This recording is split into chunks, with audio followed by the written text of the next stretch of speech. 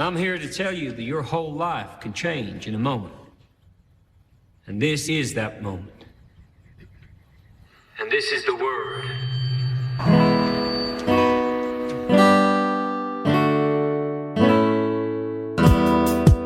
Good morning, good evening, and good afternoon, ladies and gentlemen. You're listening to yet another episode of The Word, the Unofficial PREACHER Podcast. I am only one half of this amazing grail. My name is Steve. Amazing grail. Nice. I like it. What's happening, everybody?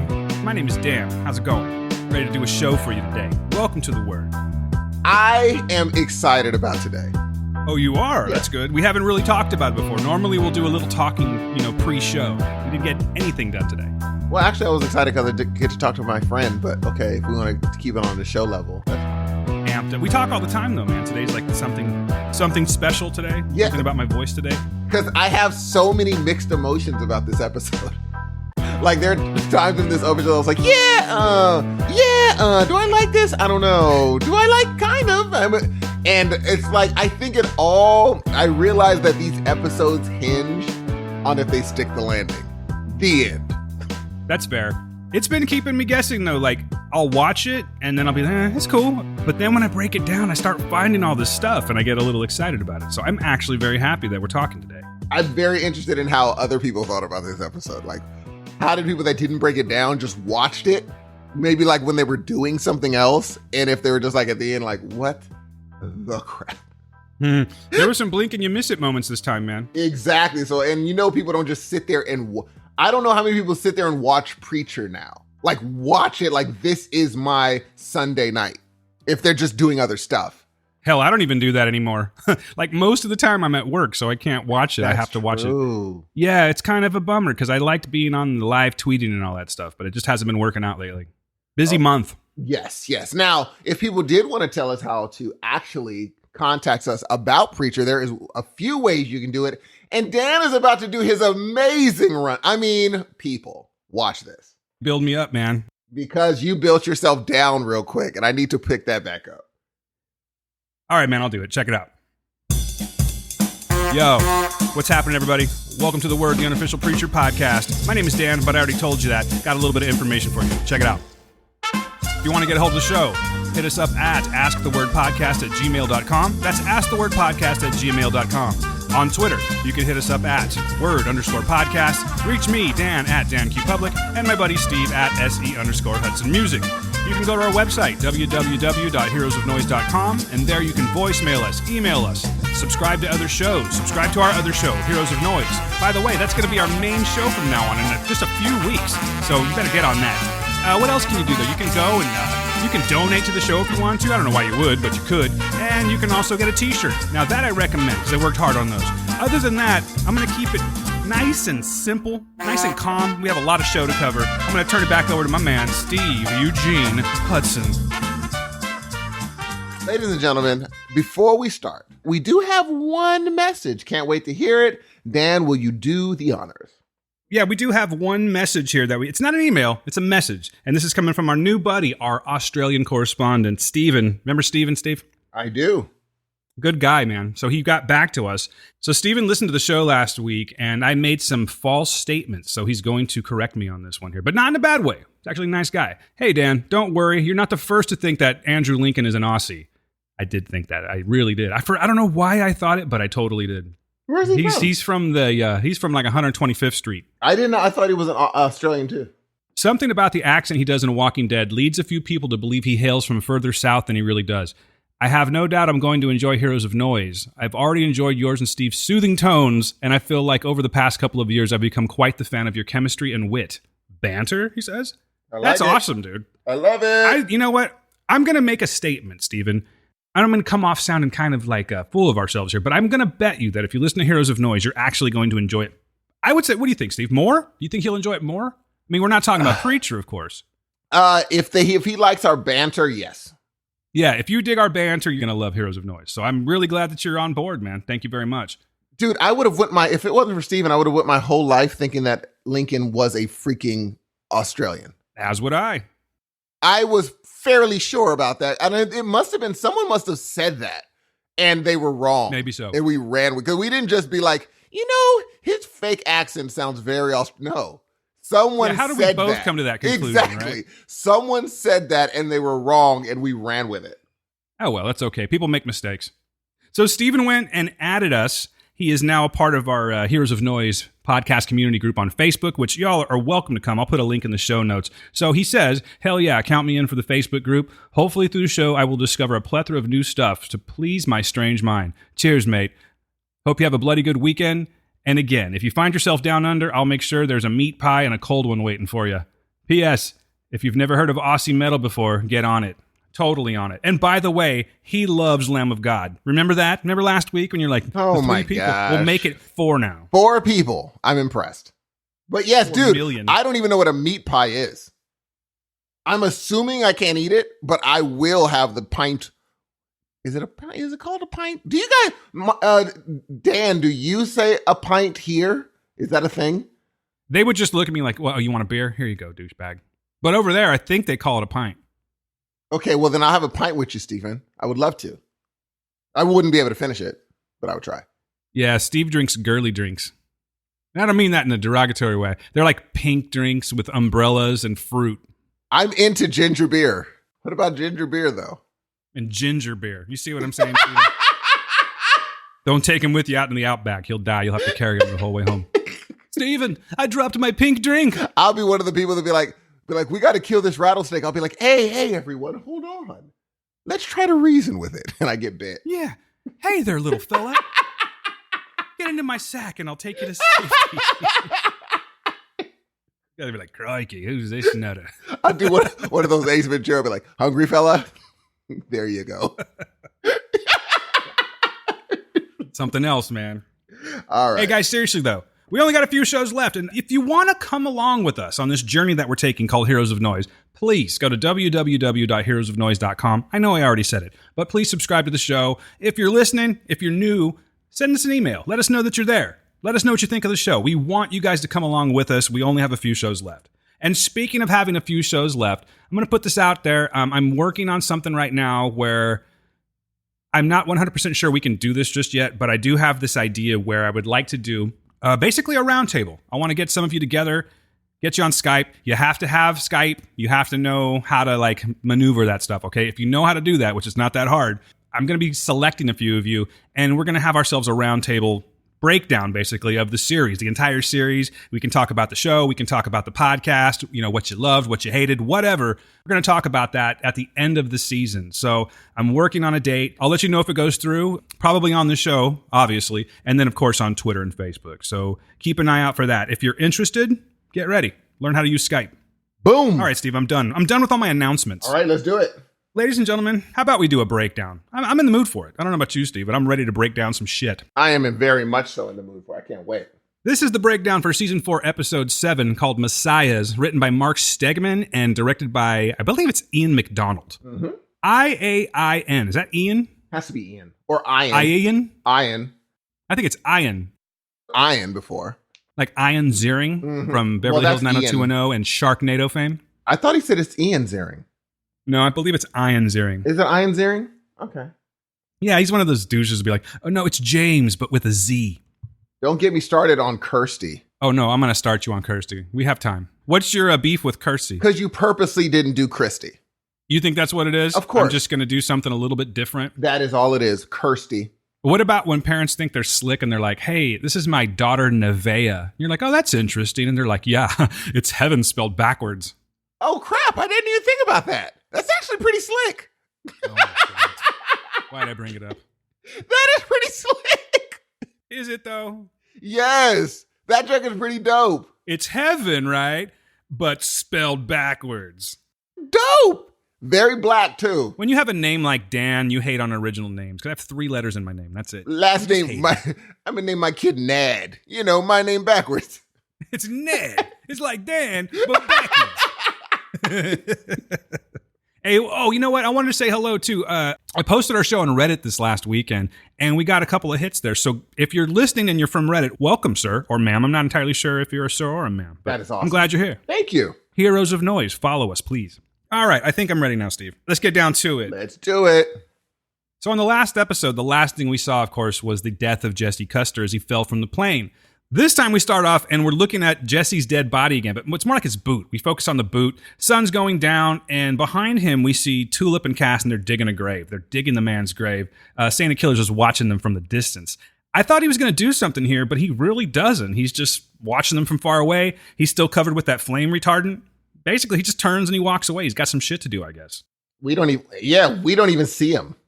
Yeah, I have no idea why he did gone, that. Yeah. Do you think maybe it's because he's like, oh, well, he's dead. Guess I can't use him now. Well, the thing is, he's dead. How am I going to do what I need to do? And here was my question. I was like, I don't think we see him for the rest of the episode, do we?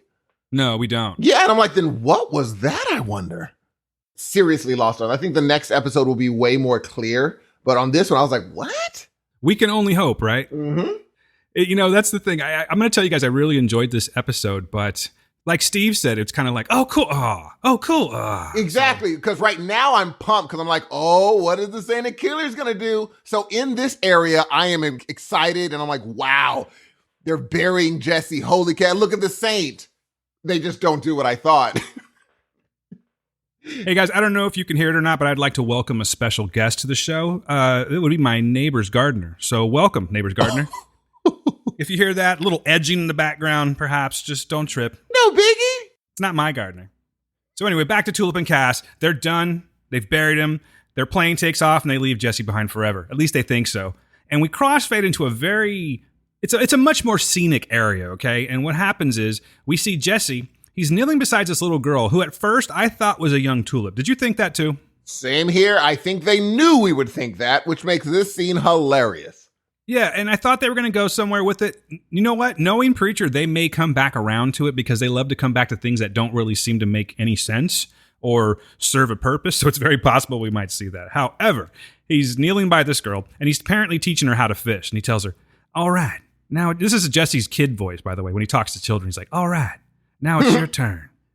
Just pick a spot and put it in your mind's eye. Got it?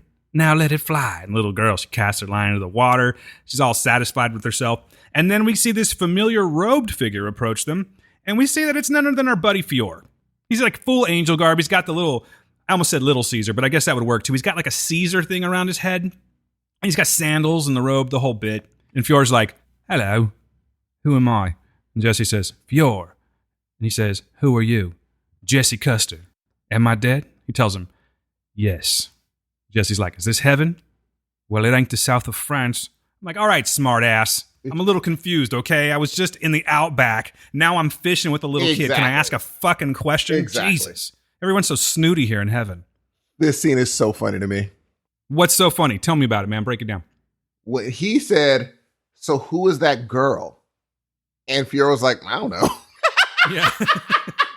It's just some girl fishing. Exactly. I don't freaking know who that is. I thought, they all thought we thought it was Tulip. Like, they thought we did. And so for Fiora to be like, I don't know. Yeah, you're right. That was a total throw, like a nod. Huh? I like, thought you guys thought that was Tulip. Yes, that was so funny to me. It's like, I don't know who that is. Why the crap would I know? You know how like they say when you go to heaven, all of your relatives will be there and your dog will be waiting for you once it crosses that rainbow bridge and such. You know what I'm talking about, right? Of course I do. So if Fior doesn't even know who this little girl is fishing, how do they really keep track of that stuff, man? You think they got good records there? Well, they must. You think they perform a census in heaven? Well, remember, they have a book of life, so they know all who's in there. So it must be privileged information then. Fior's just not privy to it. There it is. Fair enough. Hey, how should I know? He's not privy to privileged information. I wonder if those things have... That's why I said that. Interesting. So Fior leads Jesse through this forest, right? And it's really pretty, actually. There's all these beams of sunlight that are shining through the trees, and Jesse's like in awe of it all. He's like, it's incredible. And Fior tells him, you should have seen it before the war. We told you about that, right? He saw the great war between heaven and hell. Do you think this is when Genesis was created? I'm imagining, but I don't... Normally, I would say, that's going to come back around. The way this is going, I don't know if they even meant for that. If they come back and reference it, I'm going to be so freaking impressed if they say this is where it happened. Jeez, I would love that. But I don't know if that's what's happening. I would like to see a shot of the Great War, but there's so much to cover at this point. Do. I'll just take what they give us, you know? Yes. So they continue walking, and the landscapes change, and we go from forest to like a snowy terrain to they're doing a little beachside walk, like it's one of those commercials for, Wellbutrin or something like that. Well, that's a random one. Advil would have been the thing I would have thought. Well, no, because there are no commercials with people walking on the beach with Advil. It's an NSAID, Steve. All it does is relieve pain, and it thins your blood. You shouldn't take those things. It's bad for your liver. I heard that blood thinners are good for you if you have heart problems. Well, that's another show. Okay, let's go on. However, if you want to take a baby aspirin daily, that might help things. It'll slow things down a little bit, prevent you from stroking out. We're babbling here. I apologize. I got a lot to do here. I got to warm up a little bit, guys. Yes. Just bear with me, okay? So as they're walking, Fior tells Jesse that it's always been tit for tat. And heaven would win a battle, hell would win a battle, and it's always been that way until God left, of course. So they had this balance of just, I guess they were keeping it all nice and fair. Mm-hmm. If you win one, we have to win one, and so forth and so on and all that. And Fior goes on to say, with hell being under new management, I mean, don't get me wrong, Jesus is doing his best, but he's not a Hitler. He's got no killer instinct. And they approach this doorway, and it's standing in the middle of this field. It's really next to nothing. And Fior continues. He's like, which brings us to you. We're just so, and he says fucking glad, right? He goes, we're just so fucking glad you're here. But it's heaven, so they actually muted out the F word part. Did you notice that? I did not notice that. You can't cuss in heaven, apparently. Wow. Yeah, I guess it gets muted. Did not know that. That's just what I saw, Steve. Well, the weird thing is, we find out that that's not where he was. So why would it blank out? I would blank it out too to fool Jesse, though. Maybe he was there, and then he wasn't, and then he was again. For real? Both times? Maybe. Okay. I don't know. All right, This anyway, is a very let's go on. confusing show. Right. Maybe the breakdown's going to have the opposite effect on me. Maybe so.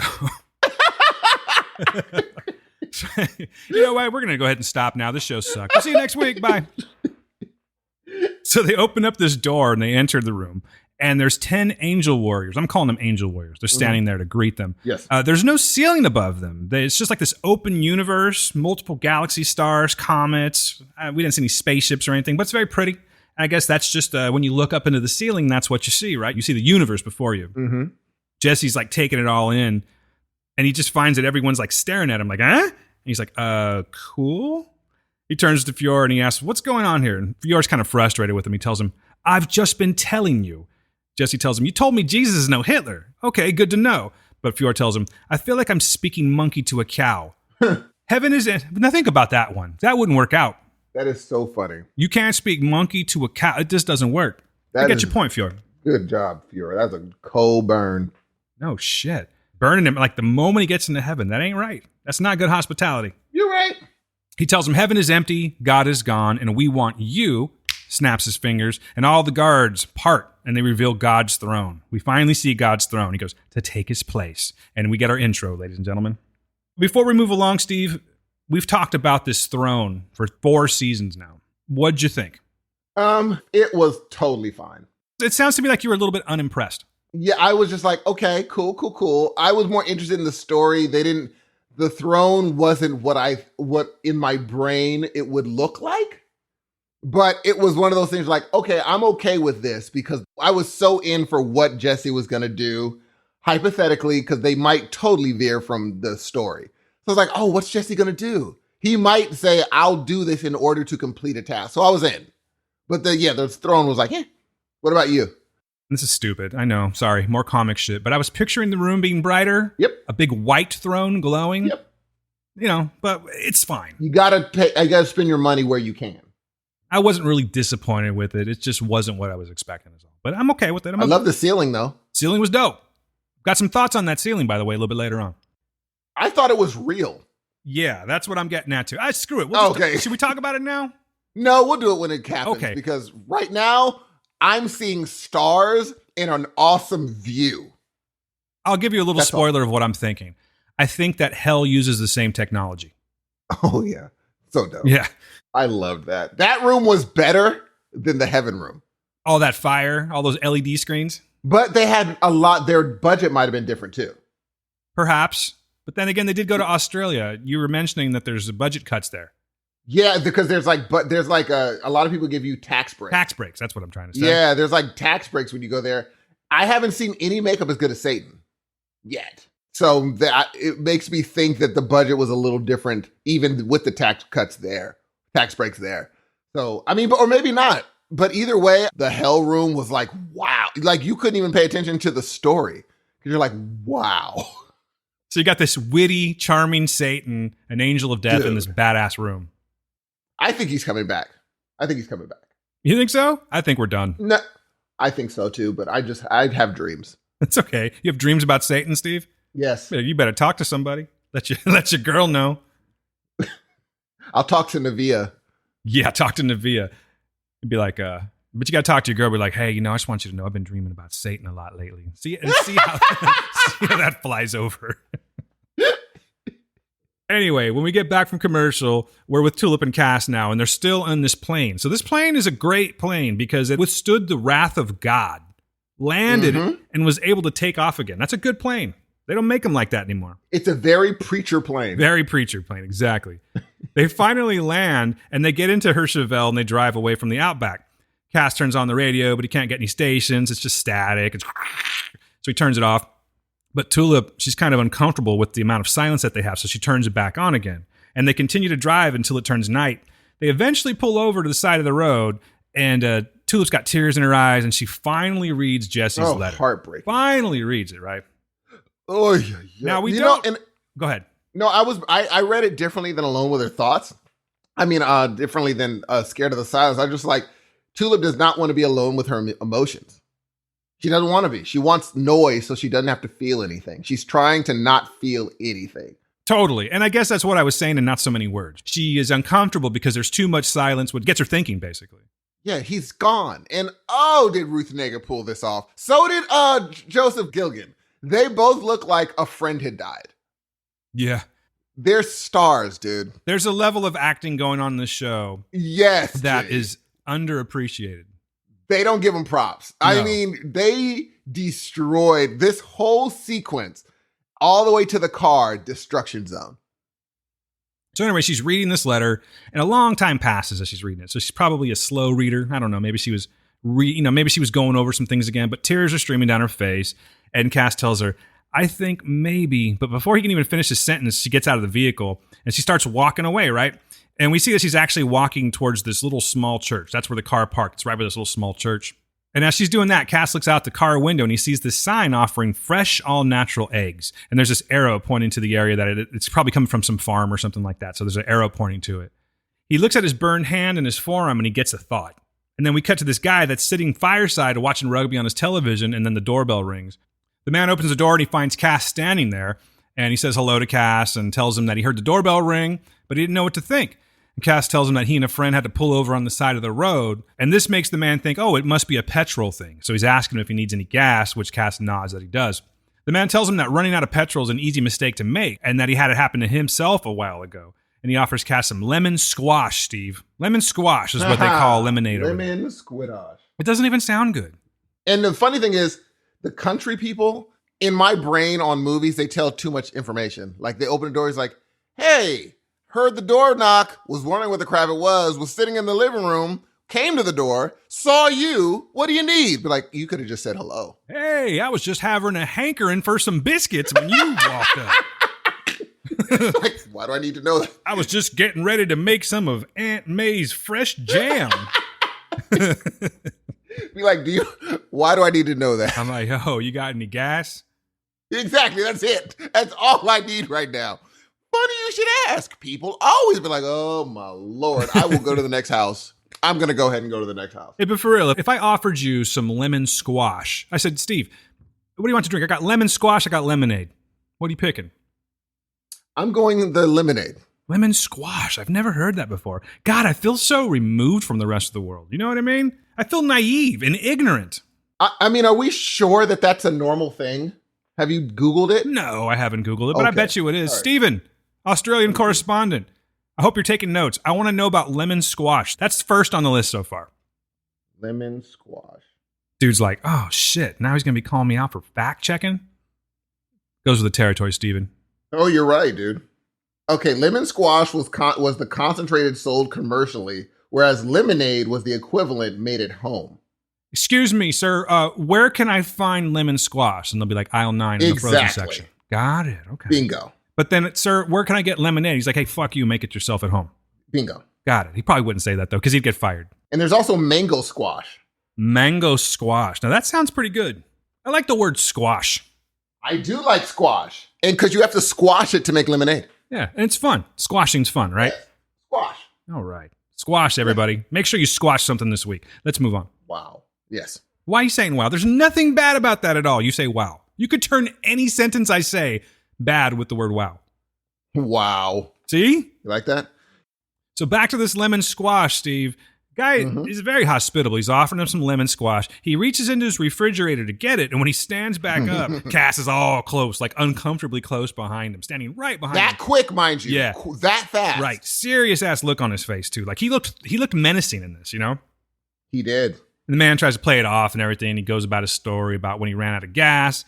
And this is fucked up. Cass sees this, I think it's a towel. It was like an embroidered towel. Or maybe that's What not the right word. move. Is it needlepoint? You know what I'm saying. It's a home craft, if you will, a decorative thing. And it's laying over the back of his chair. And he just grabs it and just nonchalantly starts cleaning off his boots with it. Oh, mate, I wish you wouldn't. Those towels are the missus. Where is the missus? With the Lord. Cancer. With the Lord, huh? Good for her. Your arm. What happened? Sunburn.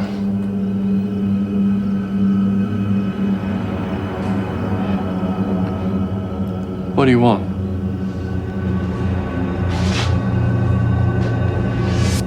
Well, I came to eat your chickens. I'd be like, cool. Yeah, there's like 6 or 7 of them out back. You feel free to knock those fuckers out. Just stay away from my throat. Here's my thing. Do you think he ate the chickens or did he eat him? No, I think he ate the chickens because Cass is Think trying so? to be a good guy. Like, if you've noticed on the show, he does kill people, but he normally does it under extreme necessity or to defend himself. Very true. And also, Cass is being mean Cass because he just lost his friend.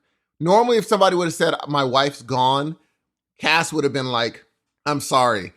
Cass is really upset right now. And even an upset Cass is just like, I'll show you. I'm going to eat your daggone chickens. And that's the best he can come up with. Also, she's gone to be with the Lord is a springboard to something that he's upset about that he explains later. Right.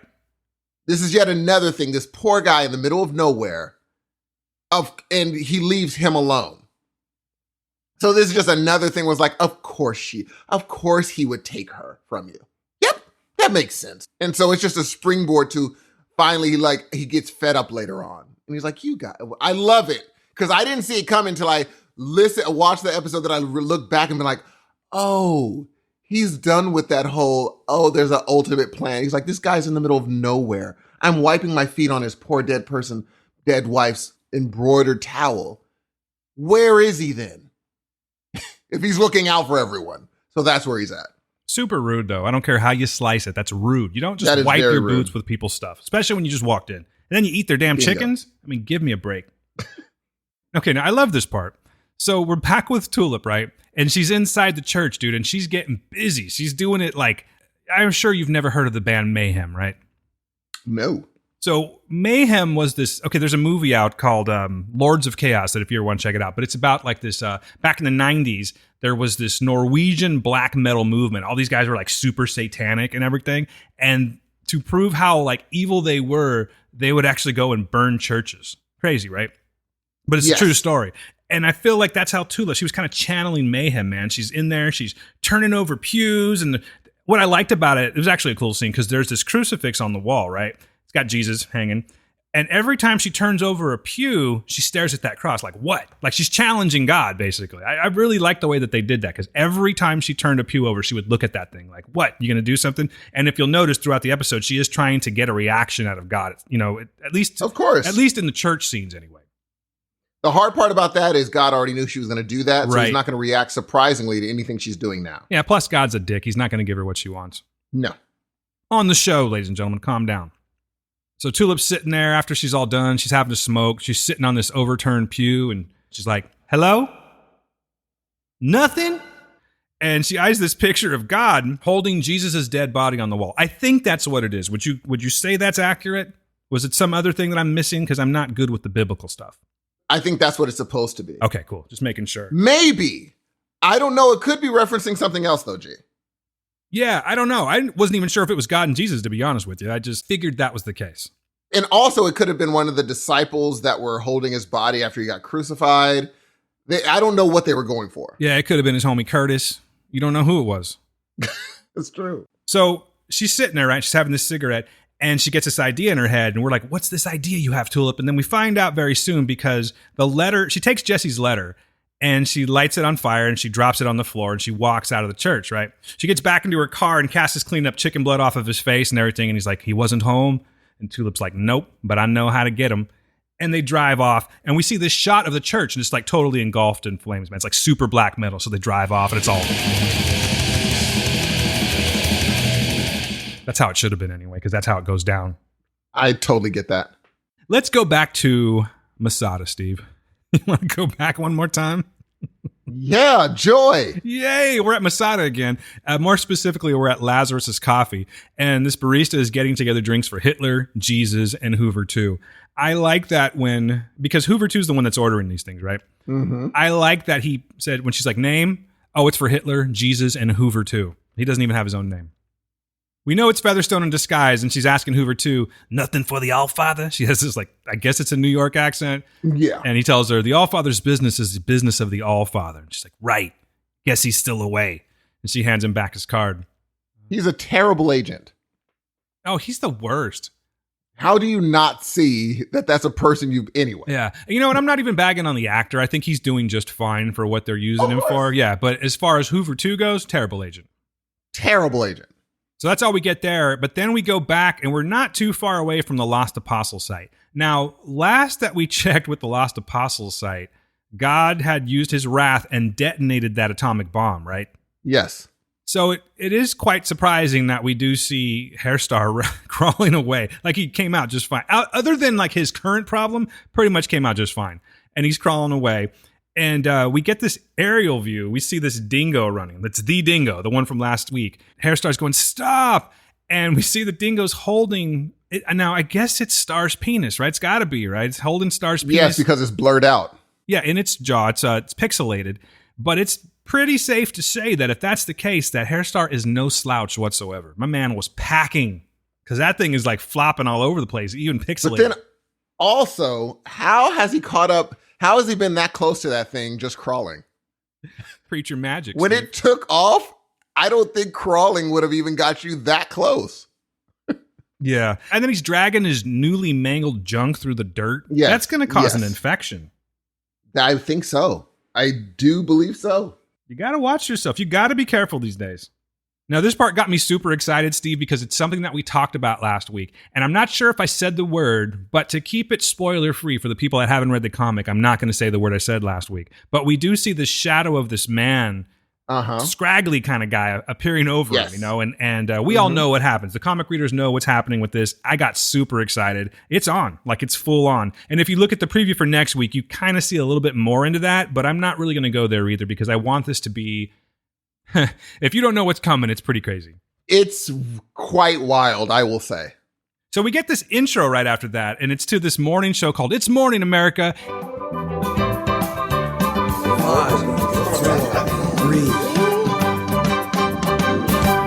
Is your household cat hacking into your bank account? We're going to sit down with an FBI agent with some interesting thoughts. But first, let's check in with the day's top news. Greg, sounds like Rosie O'Donnell's landed in hot water Sorry, again. guys, I'm not reading this crap. Not today.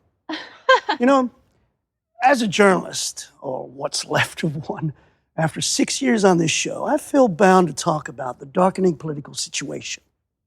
Australia and New Zealand. This explosion thing, right, in the Outback. Yeah, this 25 kiloton detonation pushing the world's superpowers to take sides and so threaten a wider nuclear exchange that will leave the planet an ash-choked shitscape. Scary stuff.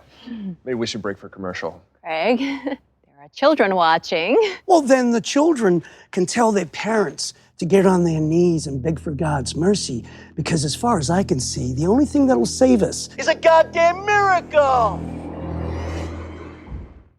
Real pleasant guy, very positive. I think that was a send-up, dude. How so? I think it was a send-out, like when you're watching we watch these shows like on TV where they're talking about stars and all this stuff, and the guy was like, I can't do this anymore. Our world's on fire. I was like, I see what you're doing. I think it was a send up being like, I can't do this. That's probably like 90% of CNN, MSNBC, and Fox News at this point. They're like, our world's on fire. Why are we talking about anything else but this? It totally is. The world's a burning, ladies and gentlemen. Yeah. Hey, did you happen to notice the ticker that's going across the screen? Did you happen to notice what it was saying? No, what was it saying? I love that shit. I love looking for this kind of stuff. So like I said, there's lots of little things that you can find in this one. But it starts off, it says, Tom Cruise Memorial hits another budget snag. So there's a nice little throwback to season 1. Hilarious. That's right. Next one is, sleeping less? Blame the Armenians. That's fucked up. Wow. Right. Wow. I just thought it was funny. And then it says, little Texas town with a big manure problem. So they're giving us a throwback to Anvil. Oh, they're doing the most. Yeah, they really are. And then it goes, Australian special forces occupy Wellington, install curfew, threaten hangings in the public square. Jeez Louise, dude. And then the last one is Americans rejoice as Patriots notch 7th Super Bowl. So they really are doing the most with that. They are doing the most. We're now back in God's throne room, and Fiora's trying to get Jesse to sit on this throne, right? So he's telling him, someone needs to step in. Why not you? And Jesse considers it for a moment. And he runs his finger across the throne. And right there, he gets this premonition of how it might be. And he pictures himself sitting at the throne, and his eyes are glowing. This was a super cool shot, by the way. I really like the way it looked. But his eyes are glowing, and Jesse speaks, I am the Alpha and the Omega. I am the bright morning star. And we get this quick series of shots, which I took as showing evolution. We see the DNA strand. We see cell reproduction. What was it? Mitosis and meiosis. Remember that, Steve? We see neurons firing. We see galaxies. And then we see JFK Jr. saluting for some reason. So I'm thinking it's like the evolution of man up to a certain point. And he's anyway. understanding everything. Right. Exactly. Yeah. Jesse snaps out of it and he tells Fior, nah, I won't do it. And Fior tells him, this is a natural response to what would be a big lifestyle change. And Jesse tells him, it's not a lifestyle change, it's a sin. He calls all the angels traitors and they get pissed off and they draw their swords on him. And Fior backs him down and tells him that there will be plenty of time for fighting when hell arrives. So I'm thinking we are going to see something pretty cool by the end of this there. I think we will see the next great war. Just a guess. We're going to leave heaven for a little bit, though. We're going to go back to the United States, man. And the first shot we see is this aerial view of a cargo ship. Why do I bring this up? Well, I'll tell you why. Tulip and Cass are now in Williamsburg, Brooklyn. The title card flashes says Williamsburg. So I've come to the conclusion that they either came over on this ship, and this is like a time jump, or that car is literally a flying magic car because they have gone from... It has to be the cargo. Gone from America yes. to the Middle East to Australia and back to America, still in this time frame that we're using. A lot of time hasn't passed. At least I don't think a lot of time has passed. But I don't know how they're paying for this shipping and all that stuff, but they're doing it. But it takes weeks, literally weeks to do so. And they're wearing the same clothes and stuff. They are. Yeah, I don't know. I mean, I don't know why we worry about that, because Jesse has worn the same clothes for 4 seasons. He's got to stink, right? Remember, the saint shot a hole through the earth and he crawled through with a buddy. These people are doing the most. Yes. We got to accept it. So Williamsburg, it seems to be a primarily Hasidic Jew community. At least that's what they're showing us. I didn't really look it up much, but that's what they're showing us. And we're outside this business called Slotnick and Sundry. And we see Cass and Tulip are now in Danny's office. I brought Danny up last week. Do you remember her now? Yes. Yeah, so she was the lady on the park bench that was putting the hit out on someone, and she wanted Tulip to do it. This is right before Hairstar got introduced, by the way. Cass is asking her about the traditional Jewish headwear, but he's describing one of their hats as something that looks like a thick-crusted beaver pizza, and she tells him it's a stremel worn over the kippah, because everyone knows what that is, and guesses that's probably not why they're there, to ask her about her knowledge of Jewish hats and such. She looks like Julia Roberts. You know what? You're the second person that I've heard say that. It was on Twitter last night, too. I don't think so, but hey. I think she does, dude. At first, I had to keep on, my brain was trying to be like, is Julia what? And then I was like, no, that's not her, because I'm trying to make it look like her. So it can't be her, but it's someone who looks like her. You have a very blurred, I don't know. That doesn't look like Julia Roberts to me, man. Gee, I'm telling you, I bet you if you Google that actress's name and Julia Roberts, will be like, hey, they look the same. Yeah, you could just put her right into Pretty Woman. Yeah, you could. Okay, well, enough. Not now, but So Tulip's telling her, you know what we want, Danny, and you know who we want. And Danny tells her, yeah, but first, you know what I want. So Danny still needs this hit to happen that from season 1, like Tulip kind of owes her at this point. It's been 3 seasons. Cass and Tulip are now sitting in this diner, and Cass is telling her how much he's missed New York, and he drops this nice little reference, man. I'm going to get nerdy on you and tell you that it's from issue 26 of Preacher, came out June 97, the one with Cass falling from the Empire State Building, and he's talking about the McSorleys. There's a bar back in the day that he's hanging out in New York, and he's got these friends, the McSorleys. So they don't really touch on it too much, but I thought, okay, nice little Easter egg for me. Nice throwback. Yeah, I'll I enjoyed take it. finding this stuff. So he's thinking he should go pay him a visit, but then he realizes that they were all 26 the last time he saw them, which was probably 100 years ago. So he's like, yeah, they're probably dead. I guess they'd be dead one day. I was like, that is, and he's trying to uplift Tulip's spirits. Because he's like, she's not the same right now. And he's trying to get to some sort of levity.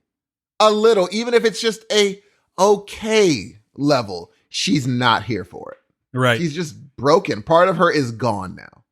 So he's rambling on and on about the McSorleys and, talking about how they'd probably be dead by now. And Tulip's totally not paying attention to him. She's just like, Nope. yeah, probably, whatever. She's totally snapping out of something she was thinking about. And Cass is trying to do his best to make things easy for her, which I thought was very gentlemanly. Look, this thing that she's asking you for. I can do that if you want. Everything good for you too? Oh, it's great. Thank you so much. It's lovely. I'm just saying, say the word and I'll do. No, I don't like it either, right? But the gloves are off now. We try to be nice. Try to pay it by the book. Where'd it get us? Guilt. Just feeling bad about every goddamn thing. Well, screw that. The gloves are off. They're all the way off.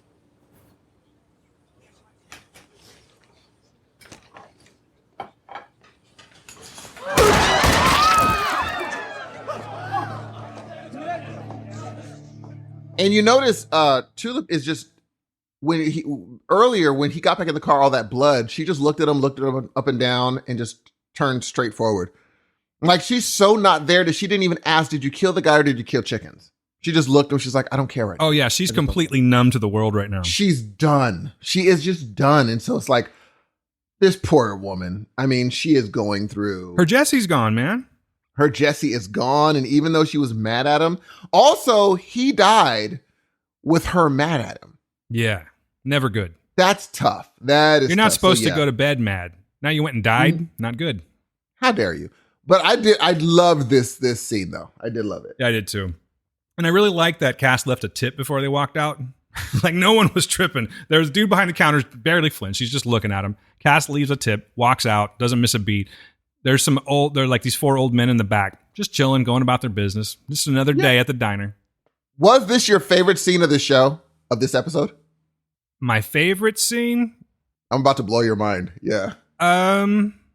It was a good scene. I don't know. I really haven't thought about it. I would not say that when I watched it. I'm like, oh, that was great, but it was kind of cool they followed through and she finally does the hit on Danny's husband. This was my favorite scene of the show. Because of the emotion? Because of I did not see that in the distant way happening.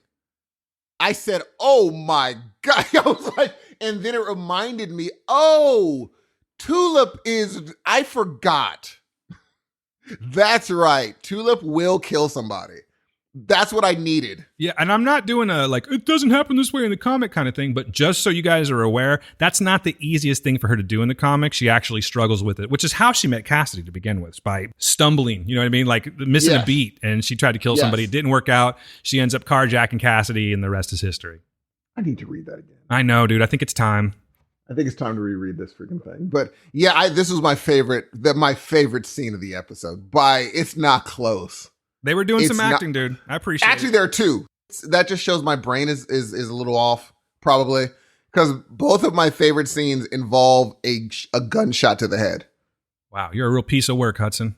Yes. Hey, guess what, buddy? We're going back to Masada again. How do you like them apples? Gee. I know, brother. I know. Hold on. We're almost done. We see Jesus, and he's hugging the Humperdinck clone. And he's like, and he's drooling on his shoulder and whatnot, moaning. And Jesus whispers, my child. And then jumps back suddenly. And Hitler goes, so, apart from the erection, what do you think of him? And Jesus is like, Hitler starts to play that old soft shoe on the piano, and the clone just sort of sways. He's just groaning, clearly not Humperdoo. And Jesus says, wait, I thought you said the Messiah is supposed to be a good dancer. And Hitler takes out his Luger and shoots the clone in the head. Dang, there's a lot of shooting going on in this one. When he shoots the clone, Jesus is like, whoa, whoa, whoa, and says, Jesus Christ, Steve. I love to emphasize this shit because I know how it gets to you. It's so ridiculous. Why are we doing this? Like, I don't know, but they have beat this horse to death, though. The whole Jesus Christ joke. Dude, what more? Okay, maybe I'm tripping. But there's another... Let's just move on. I'll do that for you. Hitler, like, why? Anyway, Hitler tells Jesus that it was a clone. It wasn't Humperdoo. And there's hundreds of them running around like dumb monkeys. And he's like, this is not a monkey. He goes on to say that the Grail has lost the real Messiah. No one knows where he is. And Jesus is like, except you, right? And Hitler tells him that he doesn't even know. Maybe he was hit by a bus or stumbled into a wood chipper. But really, who cares when we have a perfectly good Messiah, a deserving Messiah, ready to go? Meaning Jesus, of course. And Jesus is like, So I'm curious to see what they're going to do with this here. Are we going to get like an evil Jesus? We'll see. It's such a boring story. It really is a boring story. I'm sorry, Tyson Ritter, but it's boring as shit. And how did you make such a good storyline in the... Anyway. You can't compare. We can only reference. We won't. Can't compare. I will not do. Yes. It's not right. It's snooze.fest.com. /bullshit.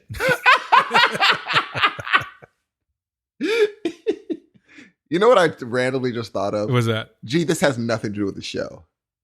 Let's jump back to Danny's office for a second, and Tulip is now there to collect with Cass.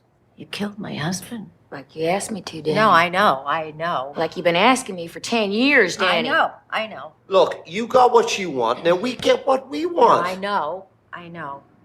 But I didn't think you'd do it. What? You always said no. 100 times I asked you, and you always said no. Seriously? Look, you Shut up! Who is this person? Where is he? Here's the thing. Jesse gave him to me for safekeeping. There's no thing, Danny. We had a deal. Where is he? You don't understand what you are asking. I can't do it. I can't take you to him. I'm sorry. Oh, bullshit. You're right. I misspoke. I'm not sorry, and I won't do it.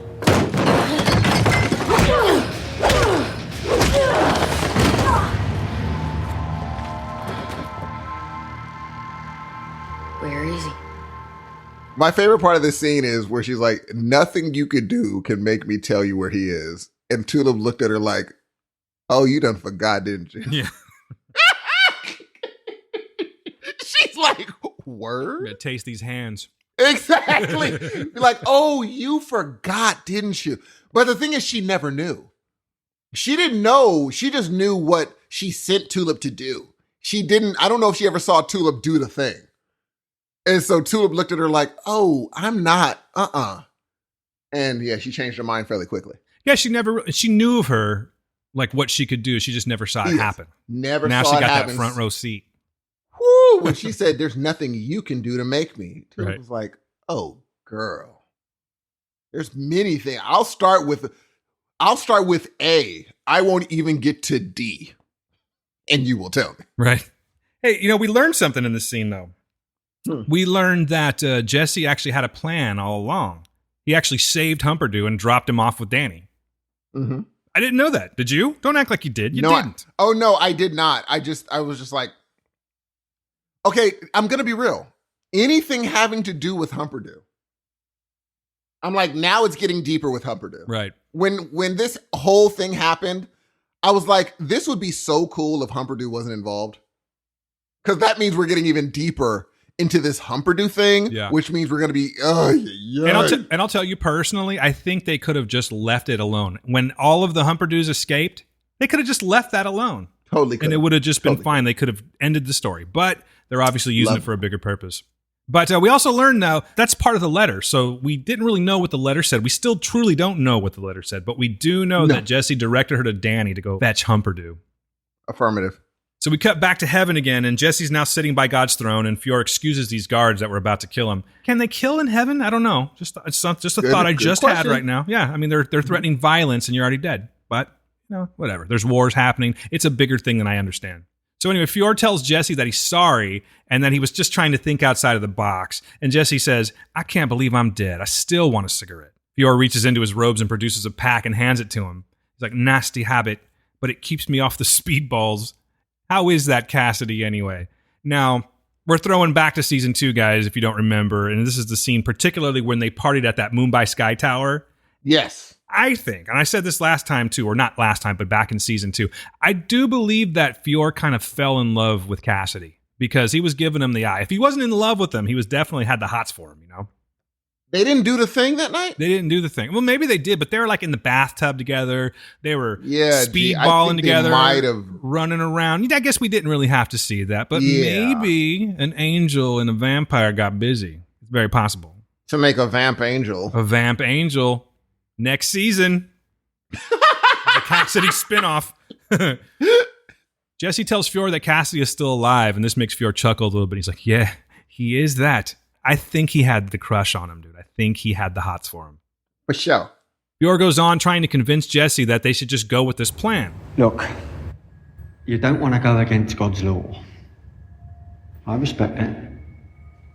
But what if, by refusing the throne, you're going against his will?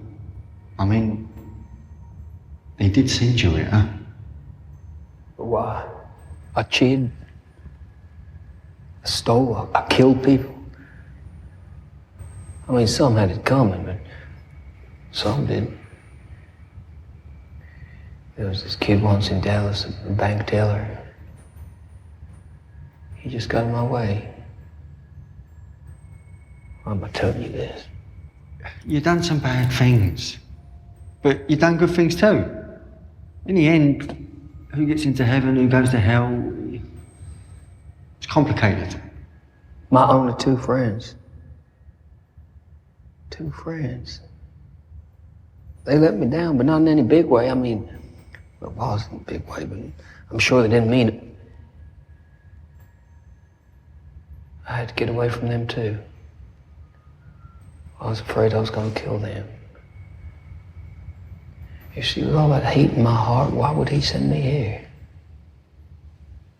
Because he knows you forgave them. I haven't.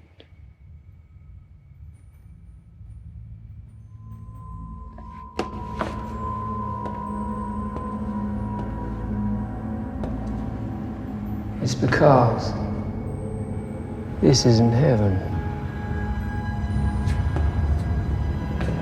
Is it, Phil? I never said it was.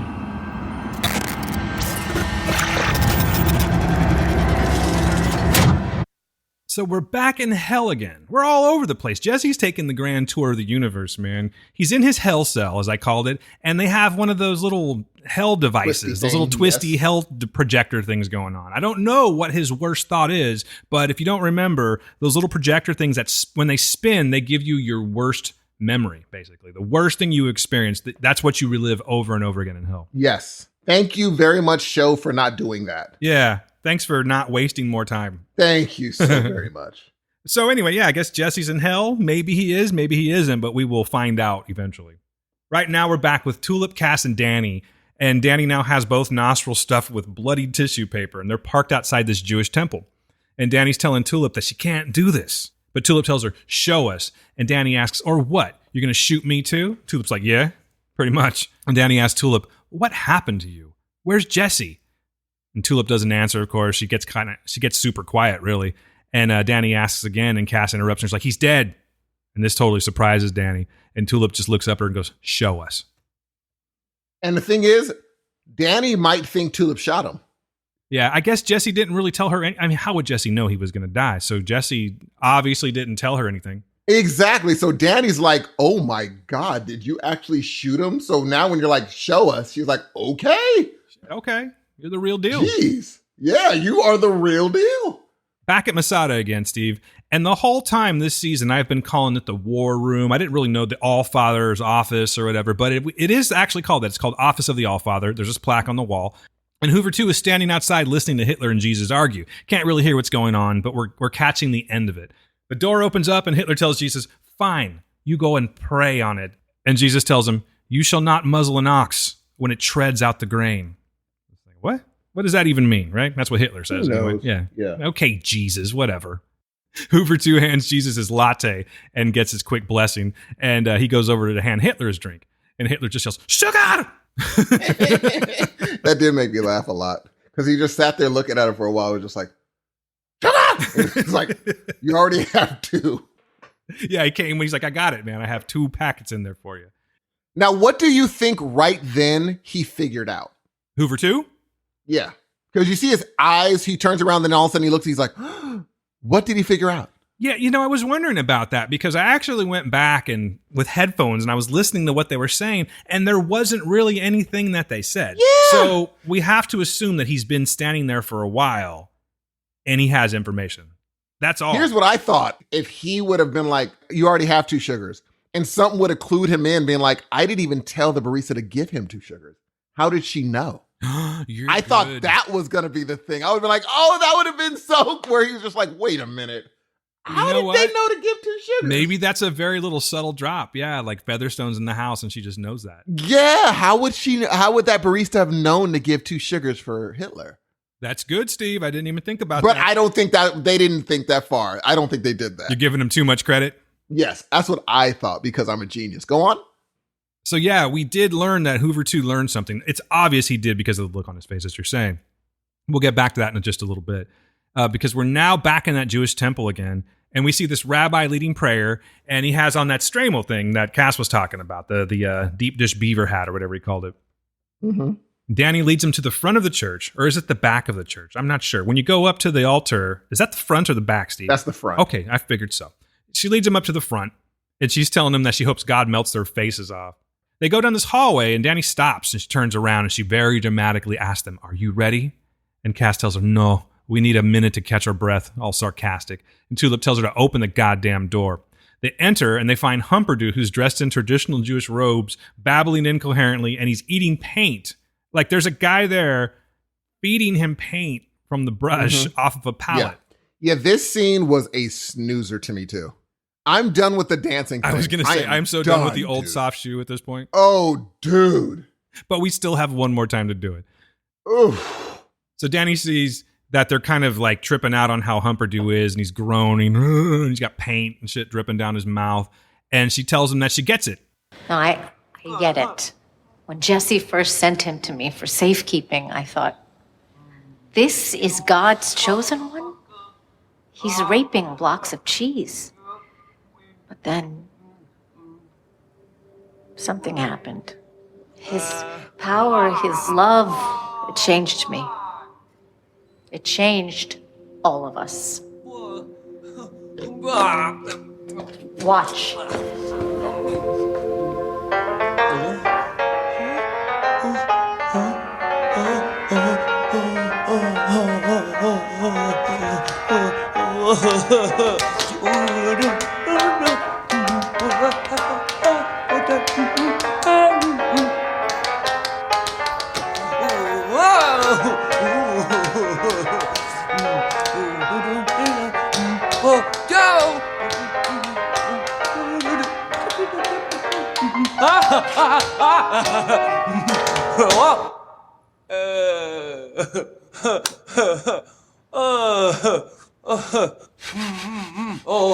Do you understand now how special he really is?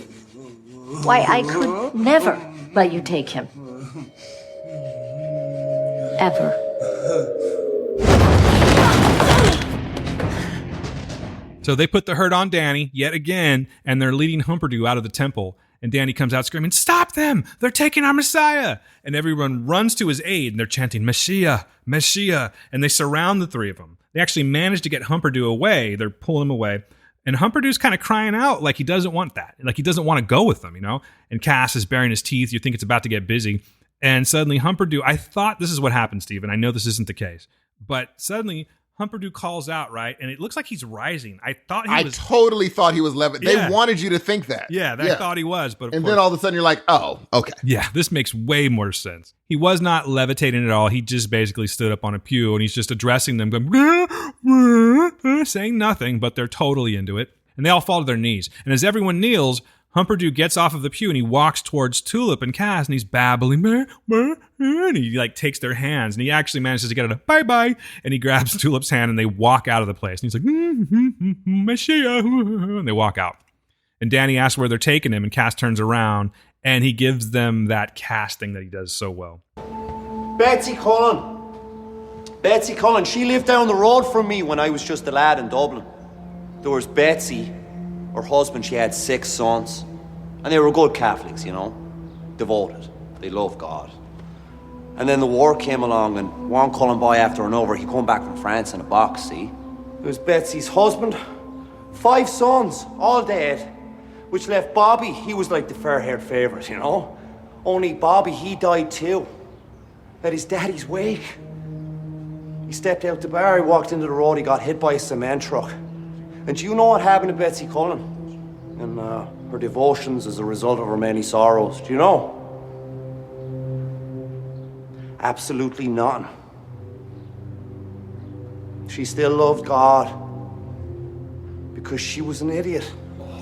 She was a sucker, as are all of you.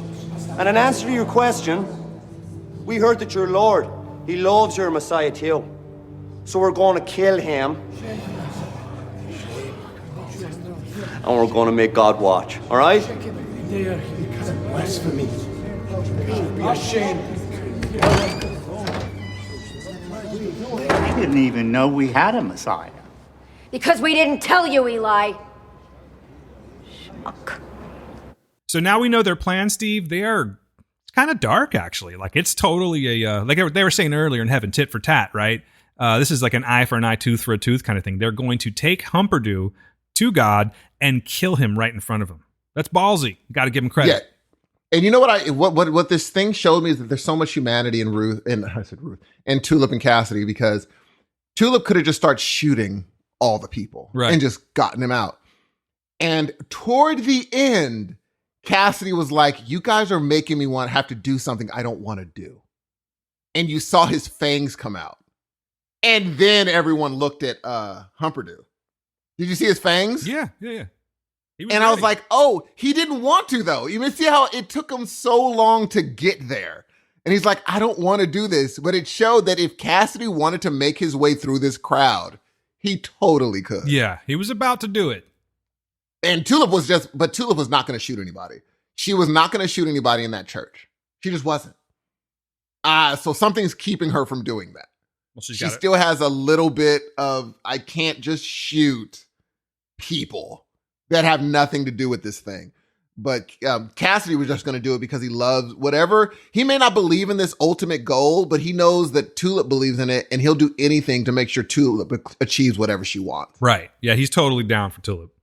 So yeah, that's all. Being that this is where we are and this is the story that they're telling us, what do you think of the alternative story arc for Humperdew? Like how they're handling it. If he has to be there, what do you think of what they're about to do? Do you think this is a good plan? Do you like it? Is it just boring to you? It's still a snooze fest. Okay, fair enough. What about you? I mean, I'm with you essentially, but I do kind of like the arc of, hey, we're going to go to God. We're going to kill this dude right in front of him. Kind of brutal. Okay. If you have to have it that way, I'm okay with it. Even though we know Tulip won't do that. Do we though? Yes. As soon as he grabbed her hand, she's not going to do it. I don't know. Saw those previews last week. It's not going to happen. She doesn't have it in her. All right. The previews say different, but we'll see how it goes. So now we're in Pensacola. We get the big flash across the screen, and we're in front of the police station, and the chief of police is there, and I think he's busting out a Lunchable, if I'm not mistaken. They're tasty, by the way. They're a great snack when you're on the go, Steve. I would recommend one. I will remember that. Yeah, you don't have to eat the meat. Just eat the cheese and stuff and the crackers. But anyway. Wow. An officer pokes her head in to tell him that he's got a call. He tells her that his lunch is 30 minutes long. He's got 27 minutes left, so he's not about to do it. But the officer tells him that the call is long distance, and this completely snaps him to attention. So I don't know if that's code or he's just not used to getting collect calls, long distance calls, but it blew his mind. He picks up the phone, and it's somebody named Nick's on the other line. And the chief tells him that he's been gone for like 14 months. He thought he was dead. And we see that it's actually Hoover 2 on the other end, talking with a completely different accent, almost a Southern, maybe a Texas accent. And he tells the guy's name's Chief Whitman. He tells him that he's alive and well, and he has all the evidence he needs to stop these Grail bastards in their tracks. He's got a copy of the Apocalypse Handbook with him, too. So Chief tells him, you're saying that this is more than just phony car tags? And Hoover, too, or Nix, as I'll call him now, tells him that it's actually a global conspiracy where Jesus and Hitler, now hear me out, Steve, he's talking to the chief of police, right? And he was out looking, apparently gone for 14 months investigating stolen car tags. He comes back with this after 14 months. He tells them, and I quote, "It's a global conspiracy where Jesus and Hitler are taking orders from a mutilated maniac who wants to set off a nuclear war with a tap dancing imbecile." He was like, "Oh, okay, cool. Yeah, no problem. Sounds right." He says, "If what you're saying is true, you'll make detective before you're 30. That's ridiculous. I would question the police chief's sanity if he's like, oh, yeah, that makes complete sense. No problem. Like, not even are you shitting me? Like, that's what he's just like, yeah, you're going to make detective Let me before change you're that, 30. G. Great Let me tell you job, something. Nix. What's up? If I was FBI or if I was a police chief and somebody infiltrated the White House right now and they came out with that story, I'd be like, you know what? I don't know. Maybe. Let's just go with that. That would make more sense than what is happening right now. Sure. You know, I don't want to take it into a political direction, but I would say that if there is something like if Area 51 exists, this is the administration that's going to show it to us, I think. And that's not necessarily a good thing. I wouldn't be surprised if Area 51, all of a sudden all UFOs leave and we're like, what happened? They're like, yeah, we found out there's no point in even investigating y'all. Y'all are just ridiculous. Yeah, we dipped. You guys are screwed. We are done. We thought there was something to learn from y'all. We put it in the section of do not do this. Goodbye and thanks for all the fish. So back to these two, they're talking and Nix tells him, he's like, look, I didn't get into this for promotions. I'm just a cop doing my job to keep people safe. And as long as I have a badge in my wallet, there isn't going to be any sort of apocalypse. But his monologue is actually cut short because it's actually interrupted by a bullet to his skull that came from none other than Featherstone, still in her barista disguise, Steve. And we get this really cool shot of her as she sits down at the Allfather's desk. She removes her wig and mustache, and the sun shines through in the shape of a cross right in front of her. So this leads me to think she's going for the ultimate move of being the first female, well, the all-mother, really. The thing is, she believes this, G. Yeah. She totally does not down. care. We heard it from the source. She's down for the cause. She is down. This was, again, my second favorite scene. Totally, no question. Bullets to the head will get me every time. Bullets to the head are pretty awesome unless they're coming at your head. True, but I dodge. You quick like that? Got cat-like reflexes? Yep, dodge, duck, dive, and damn. No, but I'm intrigued with the Featherstone story arc. I want to see where it's going. Same here. So we cut back to Cass and Tulip, and they're speeding down the highway, and Humperdoo's hanging out the window, and he's having the time of his life. He's all smiles, of course, but Cass and Tulip have their game faces on. They're ready to go do some damage. He doesn't even know what's coming because he's an idiot, but they know what's up. And it takes us right back to hell. And this hell device is going off. It's just finished playing his worst memory, whatever that memory may be. And there's a flash, and Jesse finds himself laying on the floor. He's back in God's throne room now, and Fiore's standing over him, smoking. He's like, hello there. And Jesse asks Fiore what he's doing there, being that he's supposed to be an angel. Fiore tells him, it's a long story, but suffice to say, when you've got a grand-a-day speedball habit, Evan's a bit of a challenge. He goes on to tell Jesse that he's just a projection. They're not in heaven, and the throne that Jesse sees isn't actually the Lord's throne at all. However, the offer he made is real. He helps Jesse up to his feet, and he tells him that if he takes his offer, he'll be set free. So I guess he's held captive. It was kind of a weird way he put that. It's kind of a weird thing. Yeah, like you're a hostage. I'll let you go if you do this. What's going to happen if you don't? Guess we'll find out. Jesse tells him that just because he's got issues with God, it doesn't mean that he's going to listen to some bird-faced dope fiend about replacing him. That's fucked up because he's calling the actor a bird face. I mean, he does have a bird face. Yeah, I'm just saying he's calling Fiore a bird face, but the guy's played by an actor. That's not right. I always wondered how people get heavier people to get in heavier roles. Like, your role is to be the heavy person, obviously. Do they put out a casting call for... I don't know. I'm like, how did this person try out for this part? How do you think they casted the girl in Hereditary? Oh, dude, don't even get me started. How do you put that casting call out? I know, gee. Anyway. Like, this is uncomfortable to ask. Yes. However, we are looking for someone that will scare the hell out of us. And then someone comes in, they're like, I don't know how to say this, but you don't look... Oh, dude. You're not that enough. We're going to go with someone else. This You one's look a got little that too certain, normal. I don't know what. Je ne sais quoi. Plus, she says, Yeah, that was weird. Terrible movie, but weird. so anyway, back to this room. The room goes completely dark, and Fior says, okay, let's try something else then. And when the light comes back on, they're both standing before God now. But this is just a memory. To be specific, it's actually a memory of heaven back in 2015, as Fior tells him. He just tells him to watch and listen. So we see God, and he's sitting on this throne. He's clearly bored off his ass. He's bored with the whole process. He's over it. And he's just listening to prayers on this analog tape recorder. And one of the prayers is coming from a kid that doesn't want to go to summer school. And he's like, no. Another one is from a man begging for God to clear up his nasty rash, and that if he does, he'll never look at another hooker again. He's like, no. And then another woman is praying to God that her test results come back benign. I think that's legit. However, God says no. He denies all of them. The door to the throne room opens, and in walks 2015 Fior, and he's dressed like Colonel Sanders, kind of. He's got he looks like Colonel Sanders, really. That's how he's dressed. Yes. And he kneels at God's feet, and he tells him, my Lord, I bring terrible news. Genesis has escaped. We're not sure how or where. And God listens as he's talking. And Fior goes into this apology about how he and DeBlanc are being trusted with Genesis' safekeeping and blah, blah, blah. And you can see that God's starting to panic a little bit. You know, he's losing his cool, but he's still trying to keep his cool. And Fior tells him not to worry. You know, they're going to go to Earth, or he says down there, actually. So maybe he just means anywhere but heaven. We're going to go looking for Genesis. Because, I mean, I don't know why Genesis would just go straight to Earth, but whatever. Exactly. Right. Yeah. So, you know, they're going to go down there, as he puts it, to find it. And God interrupts him. He's like, thank you for telling me, my son. And then God asks to be left alone with his thoughts so he can come up with a solution. So Fior's like, okay, that sounds pretty understandable. He turns around. He agrees to this. He turns to leave.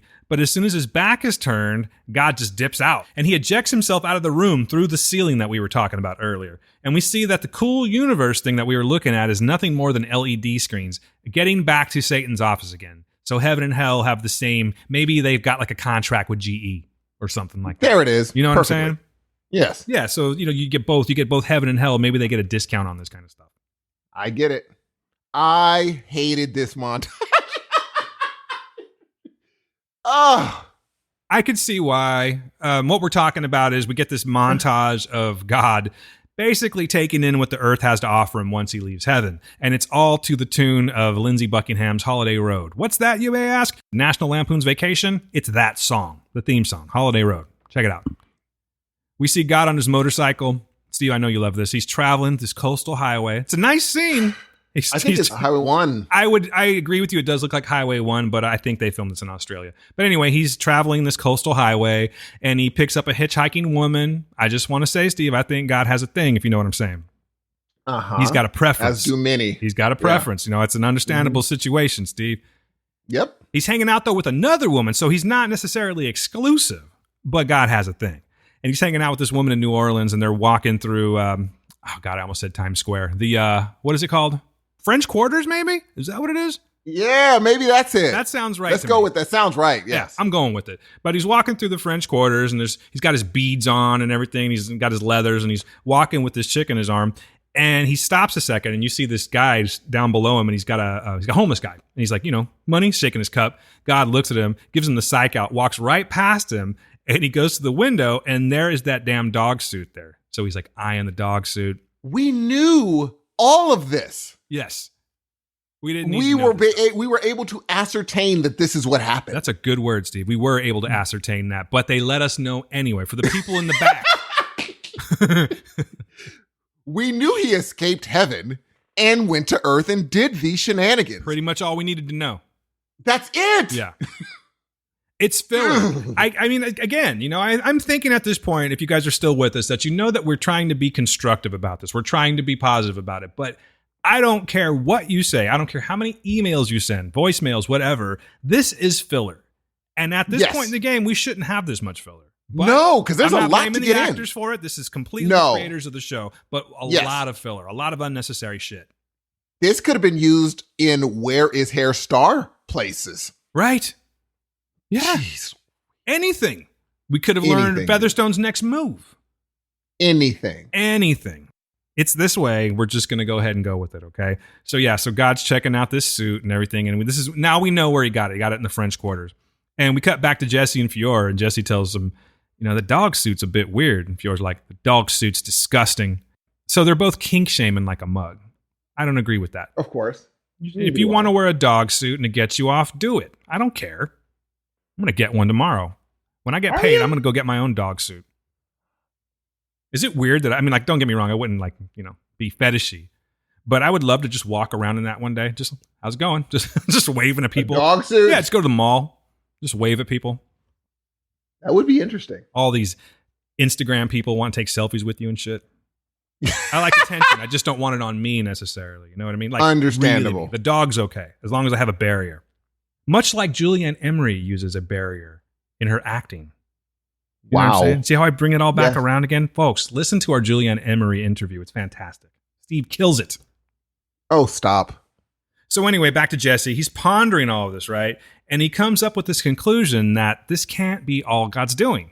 Like, there has to be a bigger plan. And Fior tells him, oh, you're right about that. He's got a big plan. And we cut to God in his RV, and we see that God's at his workstation, and he's sewing something together. He's got a sewing machine, right?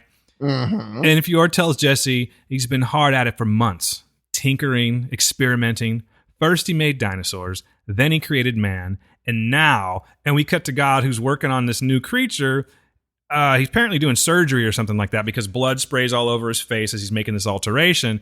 And then he's holding up some kind of it looks like a stuffed animal you'd get at a zoo. Some weird shit in a cheap gift shop. You know what I mean? Yes. It's like an overpriced, weird lizard bird thing. There's feathers, there's scales. I don't know what it is, but Jesse mutters, his great design. And Fior says, creation part 3. Jesse tells him, God's going to replace us. And Fior says, unless... And he points at God's throne. And what do you know, ladies and gentlemen? We're at the end of episode 7. Is it me, Steve, or did that come really quickly for some reason? Now, here's what I'll say. It got me again at the end. I said, wait a minute, ladies and gentlemen. Wait a freaking minute. When they said all it took was, God's going to replace us. And he's like, unless. I said, uh-oh. And that's why I said I was up and down, because then I was like, boring. Oh, great. Boring. Great scene. Boring. Oh, crap. Featherstone shot. Boring. Then at the end, I was like, I'm in. Ladies and gentlemen, great episode. Yeah. But like I said, while we went through it, I was like, yeah, there was a lot of snooze festing. But dude, that ending, that's how you stick a landing. Yeah, it's a good cliffhanger, man, because you know, like that, he's got to do something. He has to take action. He has to, and it's because we will be replaced. Yes, exactly. And this is something that's now. This is a new thing that's on the table. We didn't have this before. If I have to compare to a comic, we did not have this before. No, and there is a biblical precedent, because there's a part where, there's a story in the Bible where God sees so much sin on the earth that God said, "I regret even making you." So kind of, it's like he's saying, I'll just redo it. My mom told me that one time. It's fucked up. Still haven't quite forgiven her for it. I mean, dude, you don't like her for telling you the truth? I mean, listen, the truth hurts. That's all I'm saying. You have a right to the truth, but the truth hurts, Steve. There's feelings involved. Well, how do you, listen. I've seen your mom, so I can't be mad at her. She got a little darkness. I told her, just for that, I'm going to make a shitty podcast one day. You'll see. I'll show you. I'll show everybody.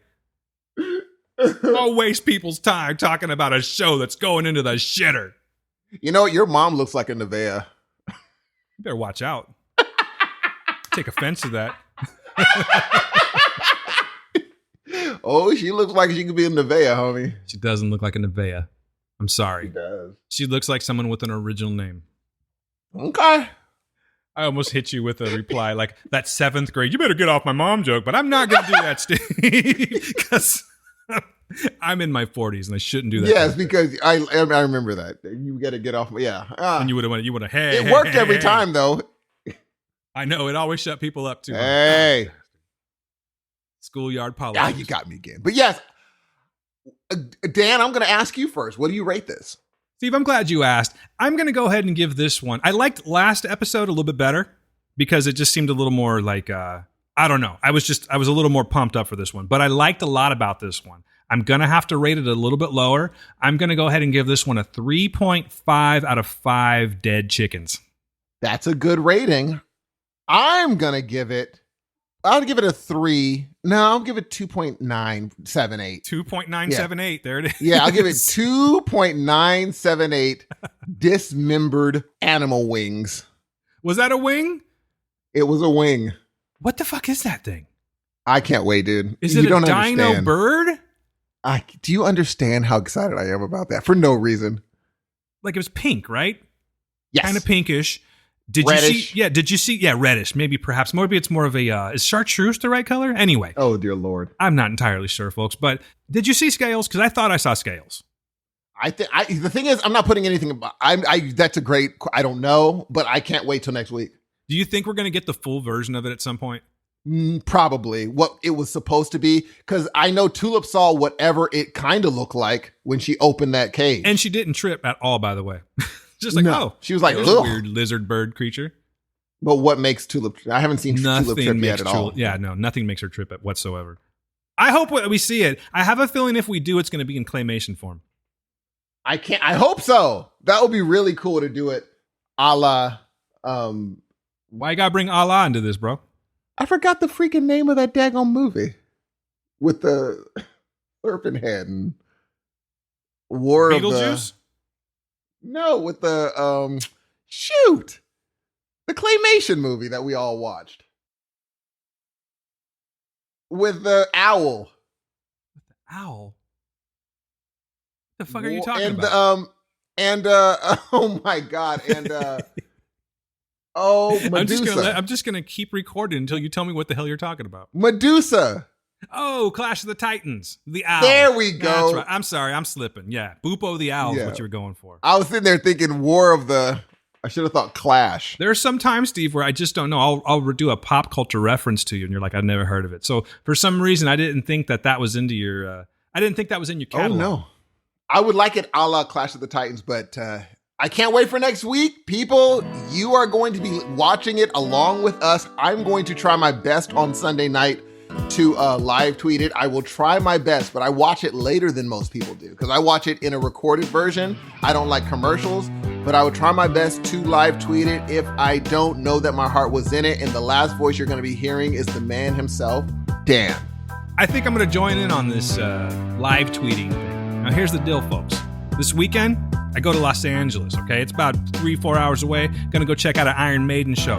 When I get back on Sunday, should be time. If I'm not all completely hungover and ready to die, I think I'm gonna sit down in front of the television and I will try to do a live tweet too. I don't know if it's gonna be East Coast time or West Coast time, but maybe it's both. With that, ladies and gentlemen, my name is Dan Ramirez. For Steve Hudson, we are The Word, the Unofficial Preacher Podcast. You guys take care of yourselves, all right? We'll talk to you next week. Be good to yourselves. Be good to the people around you. And thanks for listening to The Word.